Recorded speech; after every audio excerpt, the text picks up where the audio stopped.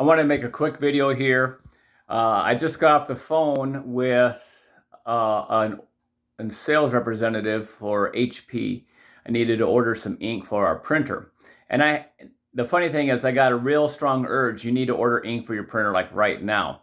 I am in the middle of sending out a bunch of letters for our Awakening event this September 9th through the 11th, the tri-state area for Minnesota, Iowa, and Wisconsin.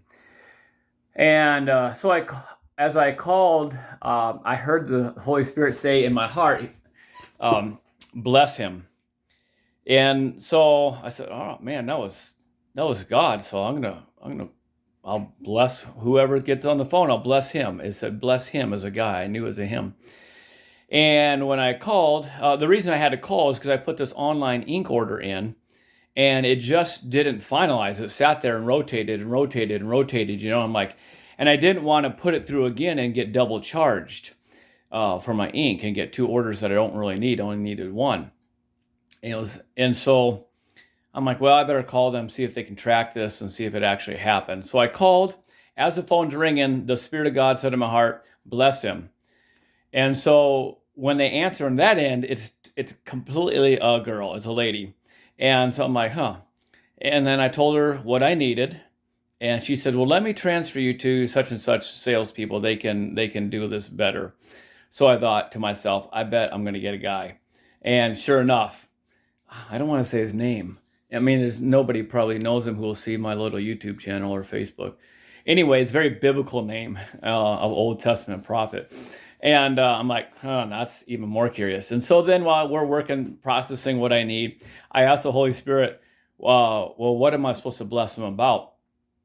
And of course, these phone calls are being recorded on HP on his end, so I don't want to say anything that's going to be embarrassing to him or anything like that.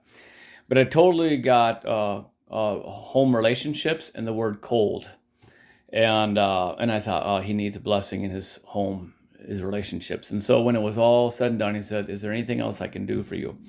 I said, well, I need to tell you something. And I'd already explained I was a pastor and I was making an order for a small church. And I said to him, you know what?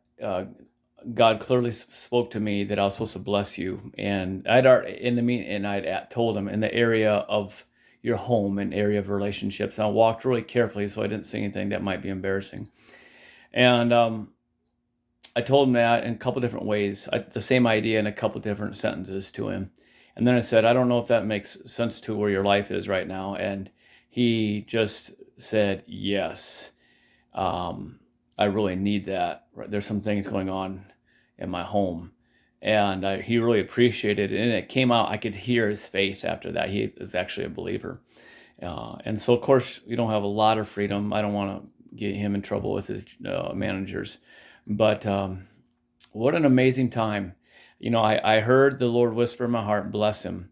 I took that risk. That's what I mean when I say take a risk, touch the world with love, life, and power.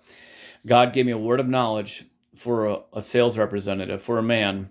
A woman answered the phone, but I got transferred over to the guy. I asked the Lord, what am I supposed to be blessing him about? He told me the areas of relationships and that they were cold in his home. And when I did that, the guy was truly blessed. And I told him, you know what, I'm going to be praying for you even in your home, even after off this phone call is over. So, hey, God cares about people. That's why I spent an extra 25 minutes of my day here waiting for an internet order to go through and getting on a phone call because the internet order was not supposed to go through. I was supposed to talk to that man today. So remember, take a risk, touch the world with love, life, and power. You never know where God's working, and you just got to follow and obey. Talk to you later.